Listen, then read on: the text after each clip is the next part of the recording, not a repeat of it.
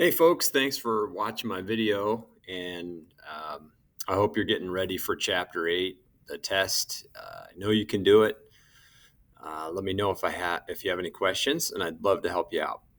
So first, let's get started here on number 1.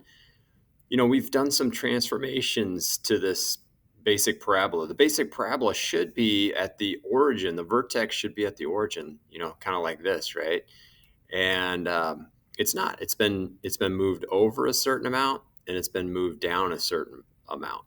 How much has it been moved over? 4.2 to the left, and down 6. Right now, how does that affect the domain? It doesn't affect the domain at all. It's all real numbers for all quadratics, for all parabolas. You can stick in any number you want for x. Add 4.2 to it, square it, subtract 6. So I like all real numbers for this answer. Okay. Let me just see if I can make my pen a little bit skinnier. It's already skinny, almost as skinny as it'll get. So what's the range? Well, the range is everything that's above -6. See, -6 is as low as the parabola gets. So I'm going to say y greater than or equal to -6. You could put it like this: -6 less than or equal to y. I mean, it doesn't matter which way you write it, but you want y to be bigger than -6 or equal to. All right, I hope I'm making that clear with the range and the domain. And maybe you want to say something like x is all real numbers, right? So you're reminding people that domain is x and the range is y. All right, circle all that apply to this graph. I got a little music going. I might be shouting at the video. I'm sorry. Circle all that apply in the graph above. So let's see here. Maybe I should erase this extra piece here because that's not part of our graph, right?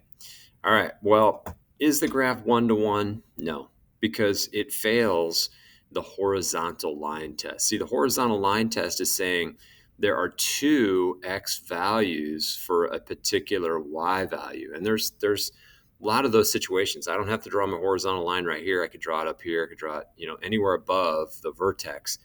And it shows that it's not 1-to-1. 1-to-1 means 1x, 1y. And for every y, there's 1x. And see, we have this y that has two different x values. So it's like a 1-to-2 relationship. Okay, so I'm going to put a big X through that guy. Is it a function? It passes the vertical line test. So you could draw a vertical line, only hits in one spot, no matter where I move my vertical line. So it's definitely a function. A relation is a relationship between the x and the y. So, I mean, technically, anytime you see an equation, you've got a relationship, a relation between the x and the y. So I'm not sure if Mr. Burchell is going to leave this one on here. But if something's not a function, then it's a relation. Okay, like if you graph a circle, it's a relation between x's and y's, but it's definitely not a function because if I draw the vertical line, it crosses in two spots, meaning there are two y values for that particular x value. Okay, so if that happens, then it's not a function, but it is a relation. The circle, like something like that. Okay, or a sideways opening parabola, right? That is not a function, but it's still a relation. All right. Anyways, we don't have that. We don't have that. We've got this parabola up here that does pass the vertical line test. It's not onto, because onto means that the domain, or excuse me, the range is all real numbers. Like it's covering as high as you can go and as low as you can go. It's not covering the y values below -6. Is it even? No, it's not symmetric about the y-axis.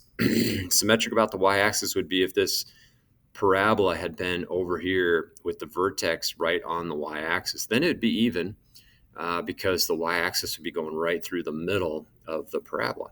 It's not odd because you can't rotate it around the origin and it lands on top of itself. If you rotate this thing around the origin 180 degrees, it would look something like this. The vertex would be over here in the first quadrant somewhere, and you're creating a whole new shape, a whole new part of the drawing.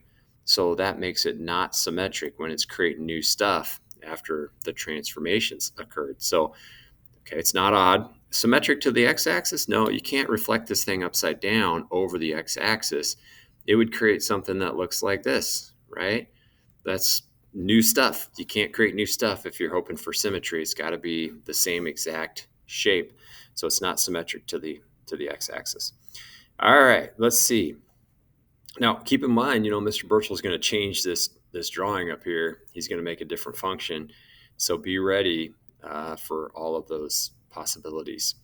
Number 3, I think a little graph might help if you put down here the x is the weeks and the y is the amount of money, right? So you put like over here money, over here you put weeks, and you see that in week 6, let's say this is where 6 is, the situation is at 0. She has paid off her friend. Tia has paid off her friend after borrowing money to go to Tolo. So I would say it takes 6 weeks. All right, so 6 weeks is the x-intercept. And what's the meaning? It's when she's paid off debt. Okay. All right, well, y-intercept is up here at 0.80. So let's see, what does that mean? $80 at time 0. Well, that's how much she borrowed, right? She borrowed $80 at the beginning, borrowed $80 to go to Tolo, okay? So, boy, I hope that makes sense, the X and Y intercepts. And I think maybe if you just graph them, it'll be a little bit more obvious. You don't have to do this part, but right, she's paying off each week a certain amount of money.